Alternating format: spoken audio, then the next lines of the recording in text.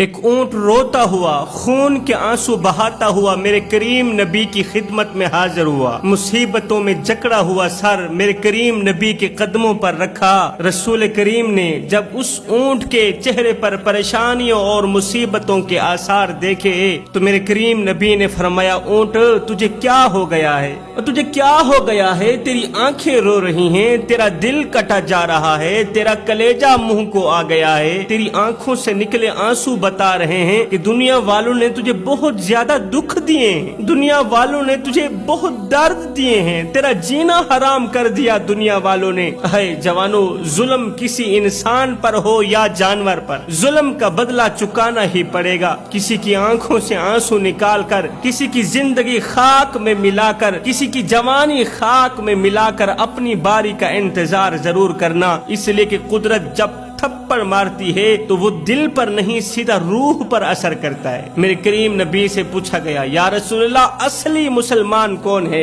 اصلی مسلمان کون ہے؟ تو رسول کریم نے فرمایا، اصلی مسلمان وہ ہے جس کی زبان اور ہاتھ سے دوسرے مسلمان محفوظ ہیں، جس کی زبان سے ہاتھ سے دوسرے مسلمان محفوظ رہیں، وہ ہے اصلی مسلمان۔ مسلمان تو وہ ہے جو انسانوں پر بھی رحم کرے اور جانوروں پر بھی رحم کرے، وہ جانور جن کی پکار رب کے سوا کوئی اور نہیں سن سکتا۔ خیر، رسول کریم نے اس اونٹ کے رونے کی وجہ پوچھی تو اونٹ نے کہا، حضور میرے مالک کو بلا کر ہی اسی سے پوچھ لیجئے۔ رسول کریم نے فرمایا، جاؤ اس کے مالک کو بلا کر آؤ۔ مالک میرے نبی کی خدمت میں حاضر ہوا۔ جب مالک نبی کی خدمت میں حاضر ہوا تو نبی نے اس سے رونے کی وجہ پوچھی تو مالک نے کہا، یا رسول اللہ میں وقت پر اسے چارہ دیتا ہوں، وقت پر اسے پانی پلاتا ہوں، وقت پر گھاس کھلاتا ہوں، اس کے اوپر کبھی ظلم نہیں کیا، اس کے اوپر کبھی بوجھ نہیں لادا۔ پھر بھی جب رات کا دوسرا پہر آتا ہے تو یہ اتنا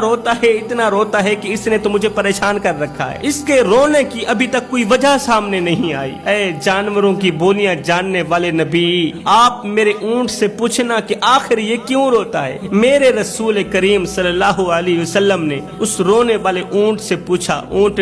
تیرا مالک تیرے اوپر بوجھ بھی نہیں ڈالتا، تیرا مالک وقت پر تجھے چارہ ڈالتا ہے، وقت پر تجھے پانی پلاتا ہے، وقت پر گھاس دیتا ہے اور تیرے اوپر وزن نہیں ڈالتا، ظلم نہیں کرتا، پھر بھی تو کیوں روتا ہے؟ تو اس اونٹ نے ایک بار پھر سے اپنا افسردہ چہرہ میرے کریم نبی کے قدموں پر رکھا، عرض کی، یا رسول اللہ میرے رونے کی اصل وجہ یہ ہے، یہ جو میرا مالک ہے نا، یہ رات کو میرے سامنے چارپائی بچھاتا ہے اور عشاء کی نماز پڑھے بغیر سو جاتا ہے، ہر رات میرے سامنے چارپائی بچھاتا ہے اور عشاء کی نماز پڑھے بغیر سو جاتا ہے۔ یا رسول اللہ جب رات کا دوسرا پہر آتا ہے نا، جب رات کا دوسرا پہر آتا ہے، جب میں اپنے اس بے نمازی مالک کی چارپائی کے نیچے جہنم کی آگ کو جلتا دیکھتا ہوں نا تو میرا دل جل کر راکھ ہو جاتا ہے، میں رو کر آسمان کی طرف دیکھتا ہوں، شکوہ کرتا ہوں، میرے مالک میں جانور ہو کے تجھے سجدہ نہیں چھوڑتا، یہ بندہ ہو کے نماز چھوڑی بیٹھا ہے، میں جانور ہو کے سجدہ نہیں چھوڑتا، یہ حضرت انسان ہو کے سجدہ چھوڑی بیٹھا ہے۔ یہ سن کر رسول کریم نے فرمایا، او بندہ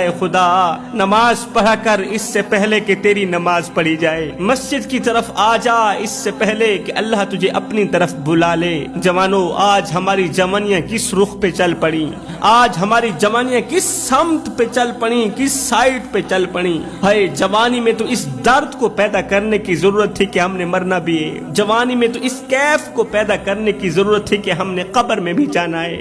ہم نے قیامت کے دن اللہ رسول کو منہ بھی دکھانا ہے۔ اے گناہوں میں ڈوبے ہوئے انسان، یہ گناہوں میں ڈوبا ہوا چہرہ لے کر اللہ کو دکھاتے ہوئے، اللہ کے رسول کو دکھاتے ہوئے تجھے شرم نہیں آئے گی، تجھے حیا نہیں آئے گی۔